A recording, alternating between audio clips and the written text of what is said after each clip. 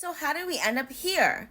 With the poor sweet Carrie realizing that her whole relationship with King Doug was based on a lie. Why should Kevin go F himself? Let's break down The King of Queens Season 8, Episode 3. All started when King Doug brought a cake from work to celebrate his 10-year anniversary. But wait, Carrie exclaimed, that can't be right. I remember because the day you started the job was the day we were official, which was 3 months ago. So sweet Carrie reached for the phone to call Doug's job to make the correction. He's at 3 months behind in his benefit pay. Little did Carrie know that she was going to receive devastating news because King Doug decided to give her the full story of their romantic story. Once upon a time, 10 years, 3 months ago, Doug and Carrie was dating for about 2 months.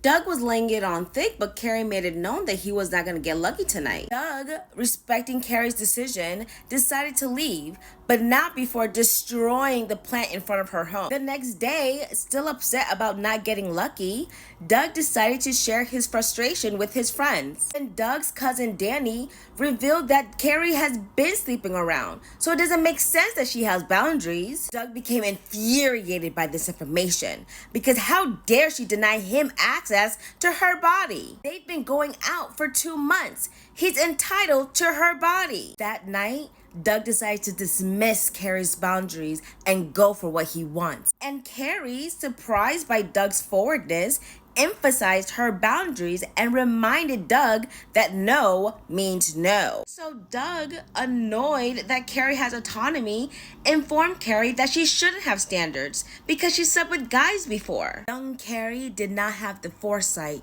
to kick Doug out of her apartment, but instead justified her actions to this Dusty. Then she told Dusty Doug that she was looking for someone that's a provider, someone that's generous and considerate. Little did young Carrie know that she was feeding Dusty Doug the words for his manipulation, because Dusty Doug decided to lie to young Carrie using her own words. So we have a young Carrie wanting to choose better, but how can she when she's stuck in Dusty Doug's webs of lies? It's the next morning and the deed has been done. Now Dusty Doug have to convince Carrie that he wasn't lying and he does have a job. Young Carrie pleaded to Dusty Doug that this wasn't a lie just so he could have access to her body. Doug felt disrespected at such accusation. How dare you think I lied to you just to have access to your body? Just for that, I won't tell you where I work. Dusty Doug quickly ran to the street to find a job to justify his actions, which is how he met his best friend Deacon, and quickly forced Deacon to lie